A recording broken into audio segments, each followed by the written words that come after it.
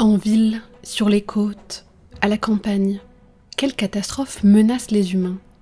Comment transformer la société pour en limiter les conséquences? C'est ce à quoi répond le deuxième volet du 6e rapport du GIEC.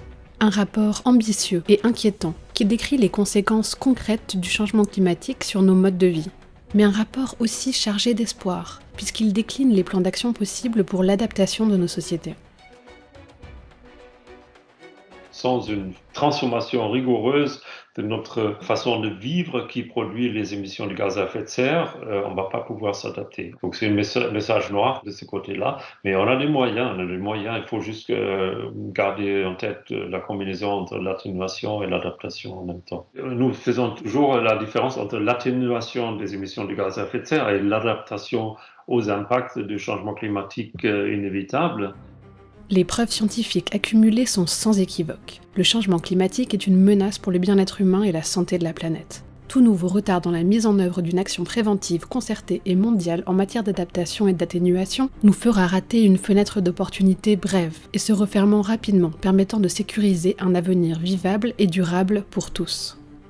C'est la première fois depuis sa création que le GIEC décrit cette menace et l'urgence d'agir comme étant sans équivoque. Ainsi, la hausse des températures menace à la fois la production alimentaire, les ressources en eau potable, la santé humaine, les économies nationales et la survie d'une grande partie du monde naturel. En Europe, on compte 4 risques clés.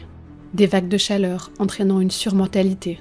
Avec un réchauffement de 1,5 degré en 2030, nous subirons une canicule meurtrière comme celle de 2003, qui avait tué 15 000 personnes, une fois tous les 10 ans. À 2 degrés, ce sera une canicule tous les 4 ans. Or, le réchauffement de 2 degrés sera atteint dans moins d'une génération, en 2050, dans 28 ans seulement. Puis l'agriculture, avec de moindres rendements agricoles suite aux sécheresses. La pénurie d'eau et ses conséquences sur tous les secteurs économiques. Et enfin l'inondation côtière et continentale. Mais ces conséquences peuvent être limitées en combinant une réduction drastique des émissions de gaz à effet de serre et une adaptation de nos modes de vie. À 1,5 degré, les risques sont modérés et donc gérables.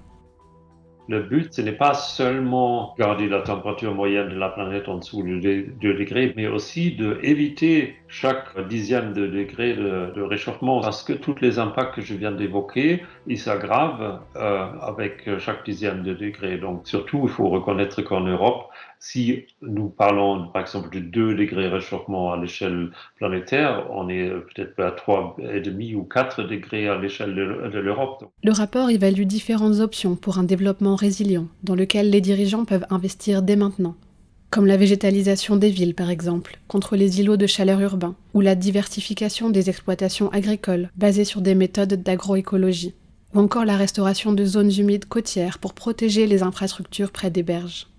Aujourd'hui, on devrait être en train de planifier l'adaptation aux submersions à marée haute que l'on va voir de manière de plus en plus fréquente entre les années 2030 et 2050. Donc ça veut dire qu'à marée haute, par simple superposition de l'élévation du niveau de la mer et de la marée, vous aurez des submersions dans les ports. Pour s'y adapter, il faut soit remonter des quais, soit déplacer des engins, des choses comme ça. Ça prend du temps à faire. Une stratégie de long terme qui prend du temps. Pour relocaliser, il faut entre 30 et 40 ans.